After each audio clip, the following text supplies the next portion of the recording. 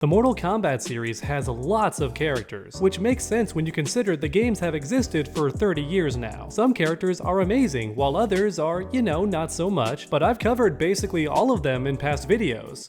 Except for these guys, the most obscure characters in Mortal Kombat history. And honestly, they're pretty interesting, or at least cool. So today's video is all about them. Some quick ground rules though, I'm only covering characters that were playable or appeared in something noteworthy, like arcade endings. In other words, I'm not mentioning random background characters or random enemies, even if they do look really cool. The characters in today's video must have names and be interesting to some extent. So for example, Johnny Cage's assistants or movie directors do not count. Leave a like down below for more awesome lore videos like this, and also post a comment while you're down there. And without further ado, let's begin.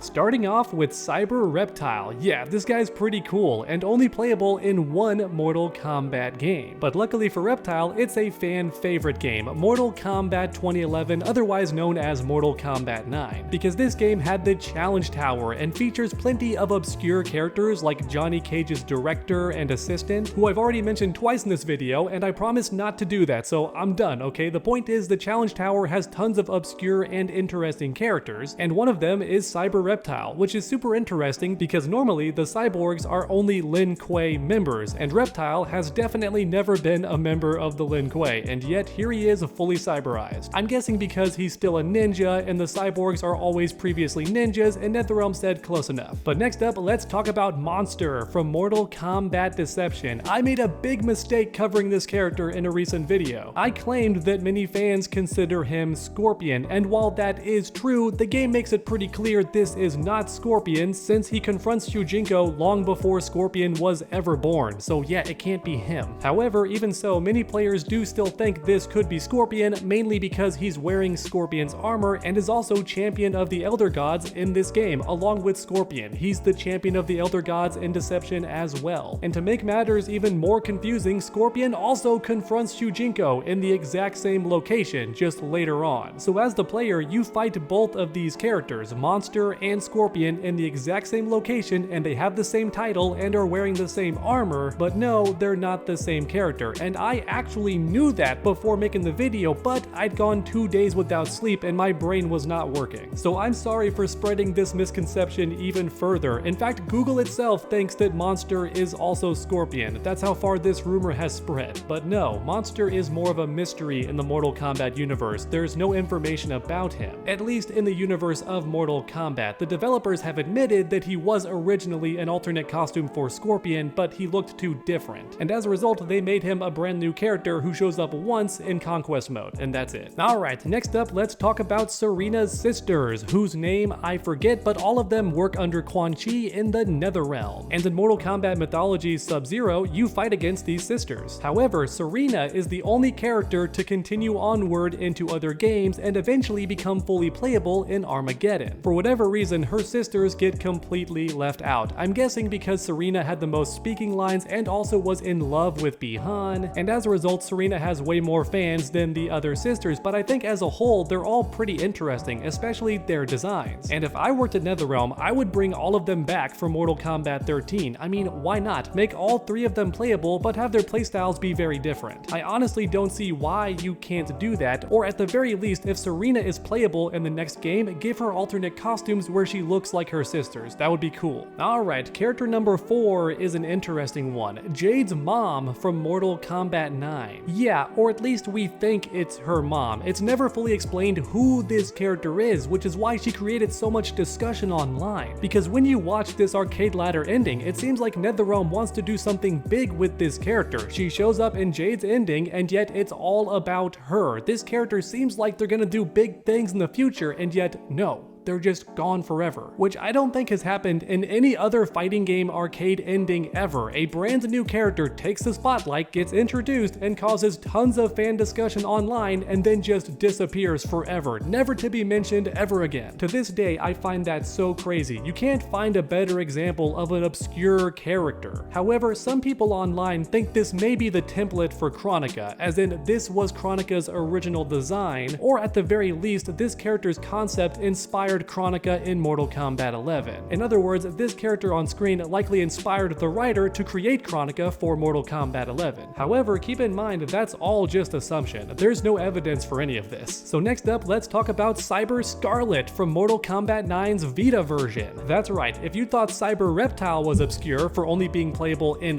one game, Scarlet is only playable in one game on a certain console, which makes her even more obscure than Cyber Reptile. And just like with Reptile, Scarlet's never been a Lin Kuei, so making her into a cyborg feels especially random, but once again, I think NetherRealm just thought, here's a popular character, let's make her a cyborg. Now unfortunately, I've never played the PS Vita version of Mortal Kombat 9, and therefore never got to experience Cyber Scarlet, which is such a shame. Next up, let's talk about Lucifer. That's right, the devil himself was actually in the Mortal Kombat universe. He's part of the lore. But many Mortal Kombat fans, especially new ones, don't know that because he's only mentioned a couple of times or so. In Mortal Kombat Deception, some characters speak backwards, and they mentioned that Lucifer was a being similar to Shao Kahn and Raiden, and previously he ruled over the Netherrealm. So in other words, Raiden is the god of Earthrealm, Shao Kahn was the god of Outworld, and Lucifer was the god of the Netherrealm. Apparently every realm gets their own lesser god, and Lucifer was one of them, which might have you confused because in every other game, Shinnok rules over the Netherrealm, so what happened there? Well, it turns out Lucifer was killed by Shinnok, straight up, and that's why you barely hear about him, since Lucifer is technically dead before the first Mortal Kombat game even takes place. However, even so, it's interesting to know that Mortal Kombat had a literal devil before Shinnok showed up. He was there. Okay, but now it's time for a couple of honorable mentions. First up is Hornbuckle, a literal background character in the classic Mortal Kombat games that got named by the fans. That's right, this dude on screen way in the distance is named Hornbuckle by the fans. The developers themselves never named this guy, it's all just the fans, which is why it's an honorable mention, but I find it so interesting how the fans gave this guy a whole name, and in fact some fans gave him a full backstory and wanted him to appear in future games, but sadly it just never happened. For the next honorable mention, I wanted to talk about Art Lean. He only appears in the first Mortal Kombat movie in 1995. He shows up briefly to say hi to Johnny Cage and the other Earthrealm defenders, then gets clapped by Goro in a later scene, and that's pretty much all he does in that movie, which is very unfortunate. However, it's worth noting that in the novelization, Art Lean actually had more victories in the Mortal Kombat tournament before fighting Goro. In other words, he fought and defeated more opponents than anybody else, then Goro showed up and clapped him, which is definitely unfortunate, but I wanted to mention him because there's so many rumors around this character. Some people claim he was cut from the first Mortal Kombat game, and developers were sad about that and put him in the movie instead. However, there's no proof of this whatsoever. Then some other fans claimed there was plans to add Art in future Mortal Kombat games, but once again, there's no actual proof of this. It's all just a rumor, and I just find that interesting, how this character who appeared so briefly in the first film has spawned so many rumors about himself. But sadly, that's it for the honorable mentions. Next up, we have Hydro, and this character is especially unique for this video because he's appeared briefly in the official Mortal Kombat comics, and I mean the early comic books. But then afterwards, he disappeared for decades until showing up in the Mortal Kombat Legacy series on Machinima. That's right, there he is on screen, another cyborg. However, here it makes sense because Hydro actually was a Lin Kuei member. However, he disappeared again until Mortal Kombat 11, where he's an assist in the tower. Yeah, this guy is so obscure. He shows up every now and then, but only in tiny bits. In fact, he appeared in Mortal Kombat 1 too, technically, although he's a woman now, so I guess even Hydro is not immune to the new era gender flipping. We got Sector, Cyrax, and now Hydro. 3 different cyborg ninjas have been gender flipped in the new era, which I find super funny. Why is it specifically the Lin Kuei ninjas that keep flipping? Alright everyone, now finally to end this video, I wanted to mention Tasia, No Face, and basically every villain from Special Forces except for Tremor and Jarek, because those two actually appeared in later games, but every other villain is absent from future Mortal Kombat games, and I want them to return. So if anybody at NetherRealm is watching today's video, put those characters in Mortal Kombat 13. Tasia and No Face would be so cool. Katana Ninja Lady and Flamethrower Burn Victim Man, that would be so fun in a future game, I'm just saying. It's been over a decade since we fought these characters, and technically they were opponents in a Mortal Kombat game, so they should return, in my opinion. But alright everyone, there you have it, the most obscure Mortal Kombat characters I could find that were actually interesting to talk about. As mentioned earlier, of course there's random background characters and some cool looking enemies here and there too, but today's video was about the interesting, obscure obscure characters. And hopefully you enjoyed it. If so, please leave a like down below, it helps my channel out a ton, and then keep that combo going by subscribing and ringing that bell so you never miss any future videos. Make sure to come back next time, and as always, stay underdogs.